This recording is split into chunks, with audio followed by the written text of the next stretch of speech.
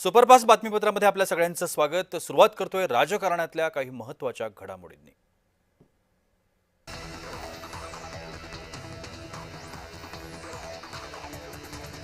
Rupali चाकणकरांसोबतचे Ashok खरातचे photo social मीडियावरती viral होत आहेत।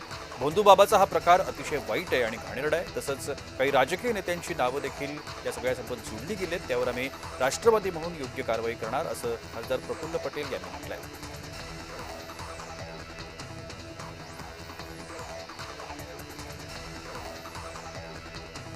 भोंदूबाबा अशोक खरातसोबत मिलिंद नार्वेकर यांचे देखील फोटो व्हायरल झालेत। नेते अभिनेते सगळेच कॅप्टनचे भक्त असल्याचं उघड होत आहे। रुपाली चाकणकर यांच्यासह निलेश लंके, जयंत पाटील, विखे पाटील यांचे देखील खरातसोबतचे फोटो व्हायरल होत आहेत।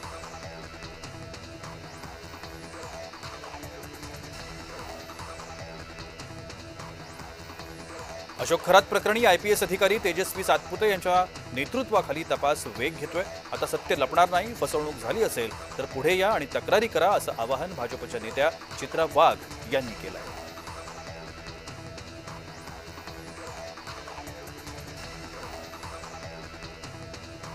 कॅप्टन अशोक खरात संदर्भात पहिला गुन्हा शिर्डीला दाखल झाला होता। त्यानंतर मला देखील पूर्वकल्पना होती अशी माहिती मंत्री राधाकृष्ण विखे पाटील यांनी दिली।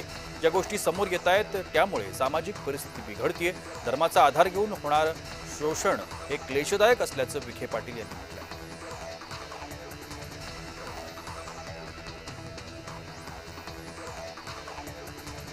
संगमनेर ऍसिड हल्ल्याची घटना दुर्दैवी असल्याचं जलसंपदा मंत्री राधाकृष्ण विखे पाटलांनी म्हटलं।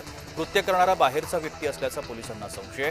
सीसीटीव्ही नसल्यानं आरोपीला पकडण्यात अडचणी येत आहेत। आरोपीच्या अटकेकरता प्रयत्न सुरू असल्याचं देखील विखे पाटलांनी म्हटलं।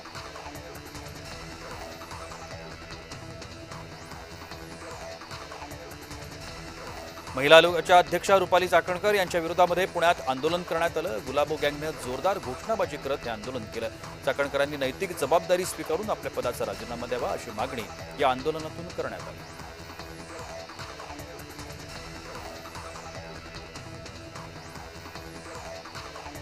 खरात आणि रुपाली चाकणकरचा आणखी एक व्हिडिओ समोर आलाय। या व्हिडिओमध्ये अशोक खरात पूजा करत आहेत।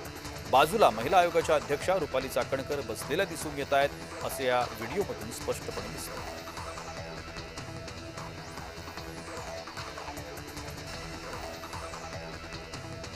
चाकणकरांना सर्व गुन्ह्याची माहिती होती। रुपाली चाकणकरांना तातडीनं अटक व्हावी, चाकणकरांची नार्को टेस्ट करावी अशी मागणी सुषमा अंधारेंनी केली आहे।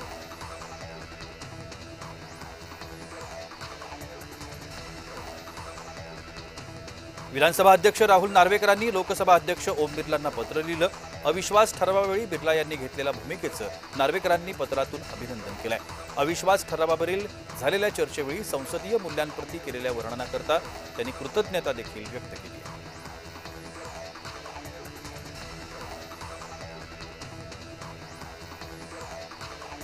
उपमुख्यमंत्री सुनेत्रा पवारांनी पावसामुळे झालेल्या शेती नुकसानीचे तातडीने पंचनामे करण्याचे आदेश संबंधित अधिकाऱ्यांना दिलेत। नुकसान झालेल्या शेतकऱ्यांच्या पिकांचे तातडीने पंचनामे करा। सुनेत्रा पवारांनी संबंधित कृषी अधिकाऱ्यांना फोनवरून हे आदेश दिले।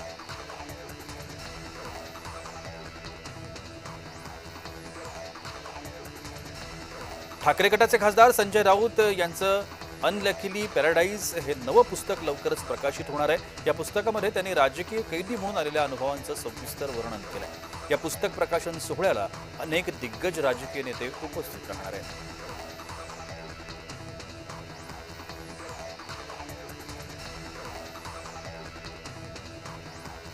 अपुऱ्या माहितीवर आकड्यांचा खेळ थांबवा। महाराष्ट्राच्या अर्थव्यवस्थेची 10 वर्षात 54 लाख कोटींवर झेप। देवेंद्र फडणवीसांच्या नेतृत्वात महाराष्ट्राची अर्थव्यवस्था तिप्पट असं म्हणत नवनाथ बन यांनी राज ठाकरेंना प्रत्युत्तर दिलं।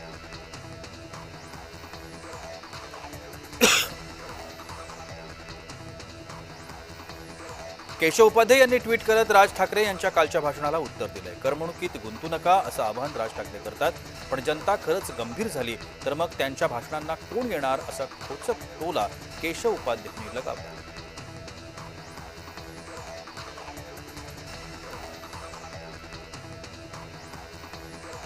पश्चिम बंगालमध्ये अधिकाऱ्यांच्या बदलीच्या मुद्द्यावरून राजकारण चांगलंच तापलंय। मुख्यमंत्री ममता बॅनर्जी यांनी केलेल्या ट्विटला ठाकरे गटाचे खासदार संजय राऊतांनी ट्विट करत भाजपवर जोरदार निशाणा साधला।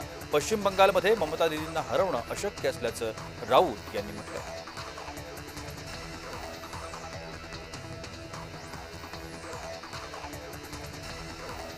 रुपाली ठोंबरे पाटलांच्या नव्या पोस्टमुळे चर्चा रंगली. महिला आयोगाच्या अध्यक्षा रुपाली चाकणकर फरार असल्याचं त्यांनी या पोस्टमध्ये म्हटलं. त्यामुळे या फेसबुक पोस्टची चर्चा राजकीय वर्तुळात सुरू आहे.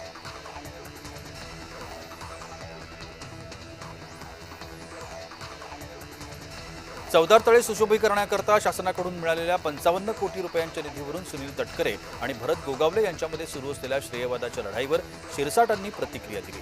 हे महायुतीचं काम असल्याचं सांगताना गोगावले यांनी यासाठी पाठपुरावा केल्याचं शिरसाटांनी जाहीरपणे म्हटलं.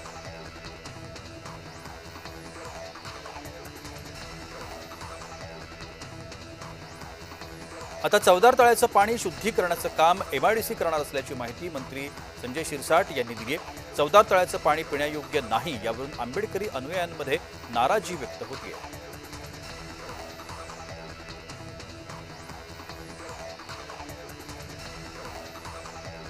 एप्सिन फाईल प्रकरणावरून काँग्रेसनं नागपूर या ठिकाणी संघ मुख्यालयावरती मोर्चा काढणार आहे. काँग्रेस प्रदेश अध्यक्ष हर्षवर्धन सपकाळ यांच्या नेतृत्वात 23 मार्चला या मोर्चाचं आयोजन करण्यात आलंय.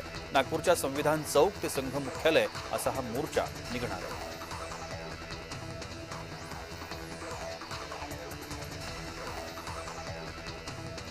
महाराष्ट्रातील जलजीवन मिशन 2.0 साठी केंद्र आणि राज्य सरकारमध्ये सामंजस्य करार झालाय. मुख्यमंत्री देवेंद्र फडणवीसांच्या प्रमुख उपस्थितीमध्ये वरिष्ठ अधिकाऱ्यांनी करारावर स्वाक्षऱ्या केल्या. राज्यातल्या प्रत्येक ग्रामपंचायतीचे डिसेंबर 2028 पर्यंत हर घर जल प्रमाणीकरण साध्य करण्याचं उद्दिष्ट आहे.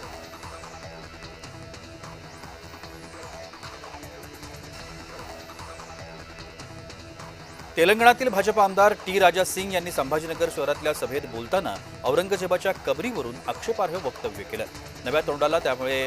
नव्या वादाला तोंड फुटलंय. सभेदरम्यान बोलताना टी राजा सिंग यांनी औरंगजेबाची कबर JCBने उघडून टाकावी असं तीव्र आणि भडक वक्तव्य केलंय.